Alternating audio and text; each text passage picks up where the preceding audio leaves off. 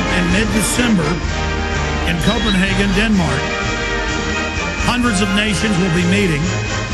The Rockefeller Foundation is running the United Nations body that has drafted the Framework Convention on Climate Change. We are 34 days, 12 hours, 51 minutes, 20 seconds away. Now, anyone in the federal government and any private corporation that claims it's a U.S.-based corporation, any foundation that supports this, have signed their name to a declaration of tyranny, similar to the Declaration of Independence, but the inverse. A declaration of corruption, a declaration of neo-feudal serfdom and financial and economic terrorism against the people of this planet. This is the document. And I challenge you to go to the United Nations website and Google Framework Convention on Climate Change.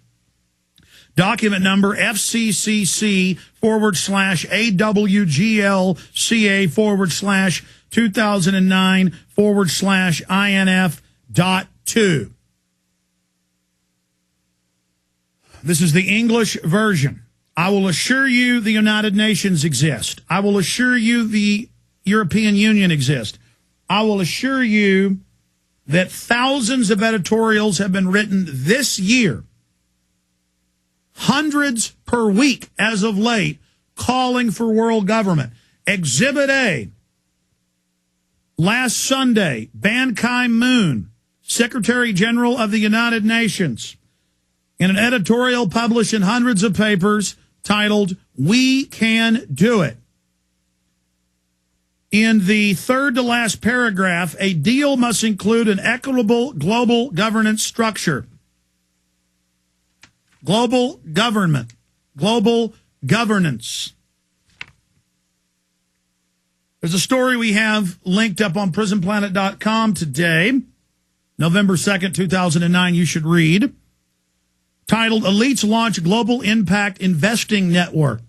Private corporations that are NGOs of the climate agreement will be the only ones allowed to operate and to trade carbon credits. Al Gore is one of the chief owners of one of the 5 companies. He's invested in 3 of the other 4. The GIIN, headed by Anthony Bug Levine, the current director of the Rockefeller Foundation, will, quote, help solve social and environmental problems by encouraging investment that will bring both profit and produce real-world change. The Global Impact Investing Network. This is one of the chief sponsors and coordinators of the UN treaty that's coming up. But let's go to the treaty itself. First, I just want to add, though, that rather than debate these real issues and let the American people debate whether or not they want an unelected, unaccountable, private corporate board ruling all carbon activity on the planet,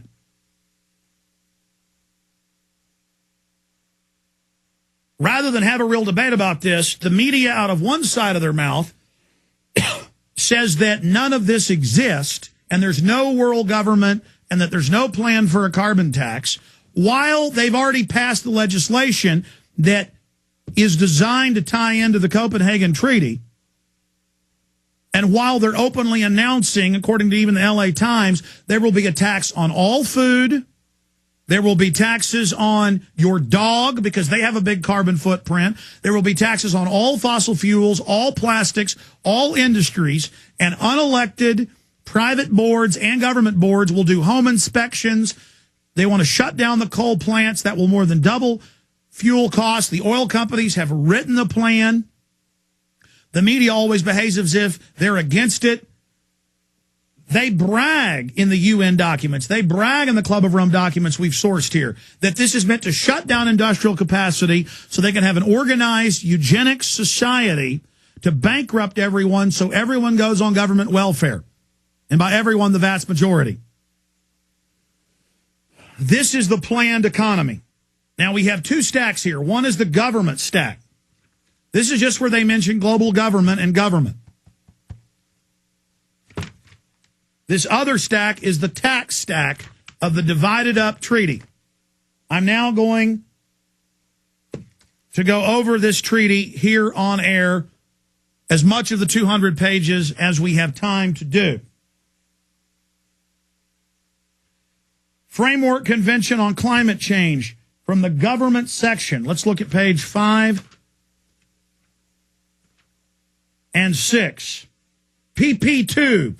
Acknowledge the findings of the fourth assessment report on Intergovernmental Panel on Climate Change, IPCC. You go read that. Global government, global tax, global regulatory systems run by a private board. PP3, acknowledge the importance and role of Kyoto Protocol and the need to broaden the legal commitments under the convention. So it's ratified Kyoto through this. Current atmospheric concentrations are principally the result of historic emissions of greenhouse gases, the largest share of which has originated from developed countries and parties. That means the U.S. and Europe, they have to make the cuts, not China, not India, not Mexico. That will further transfer all our industry there that's left, as if Detroit's collapse and California's collapse isn't enough.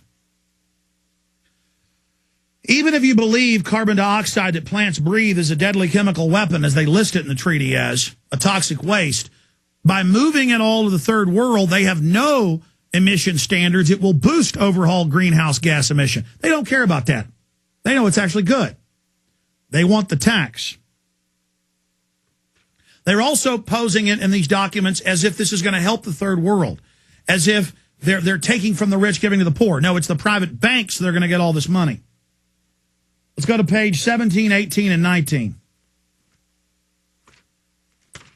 17, 18, and 19.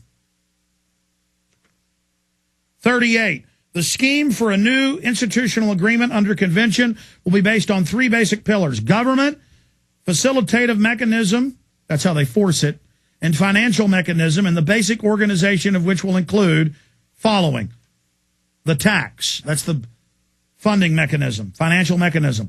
The government will be ruled by the COP with the support of the new subsidiary body of adaptation and of an executive board responsible for the management of the new funds and the related facilitated process and bodies. This is unelected. The current convention secretariat will operate as such as appropriate. So just dictatorial power, capability to do whatever they want.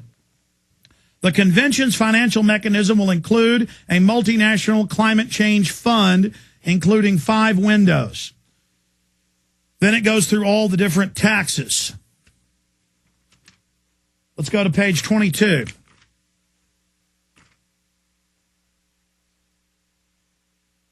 And here, the countries agree that carbon dioxide is a poison, agree that the taxes must be implemented, agreed there must be a monetary census of all carbon activity and a regulatory system. And we read the climate bill that's passed the House, 35 agencies given unlimited power to do whatever they want.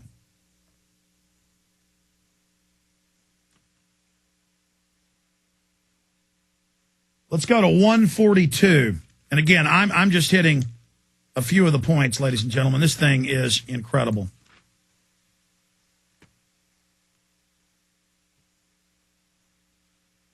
Let's look at the tax sections here of this. Let's go to 164. Let's go to 142. 142. The EBFTM will be supported by 5 technical panels: research and development, that's their hired scientists that make up all the lies for them; capacity building, transfer of technologies for mitigation, REDD+, and market mechanisms. The technical panel shall comprise government representatives elected by the COP, the private government of the UN, with balanced regional representation who are experts on matters related to such and technical panels to be open to input from other experts that they select. Let's go to 164. Here's 160. The Annex 1 continues that countries shall institute initiatives at the national level, notably tax exemption and some subsidies for the owner of patented technology with a view to promoting transfer and diffusion of the environmentally sound technologies to the developing countries. See, they choose what gets to be developed and what gets tax incentives. And we're just skimming the surface here of this nightmare. Here's 164. The executive body on technology shall comprise government representatives elected by the COP with balanced regional representation who are experts in matters related to technology, development, transfer, and be open to input from other experts.